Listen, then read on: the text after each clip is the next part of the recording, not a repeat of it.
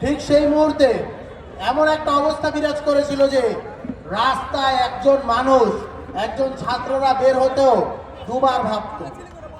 যেই কোটা সংস্কার আন্দোলনের জন্য এই যে জুলাইয়ে আমরা যে গণ অভ্যুত্থানের শুরুটা যে কোটা আন্দোলনের মধ্য দিয়ে হয়েছিল, সেই কোটা আন্দোলনের সাথে বেসরকারি বিশ্ববিদ্যালয়ের শিক্ষার্থীরা খুব বেশি কিন্তু রিলেট করতে পারে না।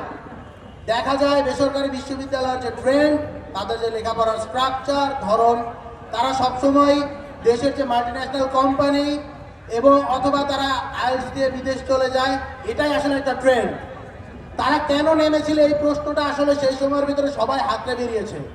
তারা নেমেছিল, তারা আসলে সেই ব্যারিয়ারটা ভেঙে দিয়েছিল। পাবলিক, প্রাইভেট, ন্যাশনালের আসলে ব্যারিয়ার নেই। আমার ভাইদের উপর গুলি চলেছে, শিক্ষার্থীদের উপর গুলি চলেছে, ছাত্রদের উপর যখন গুলি চলেছে তখন আমরা সবাই এক।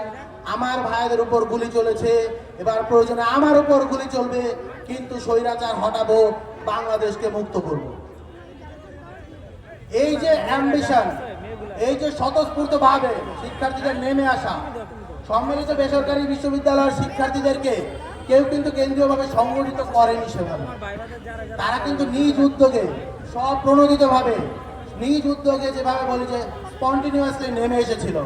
এই নেমে আসাটা আমরা মনে করি দেশ, দেশমাতৃকা এবং বাংলাদেশের জনগণ তাদের প্রতি দায়বদ্ধতা।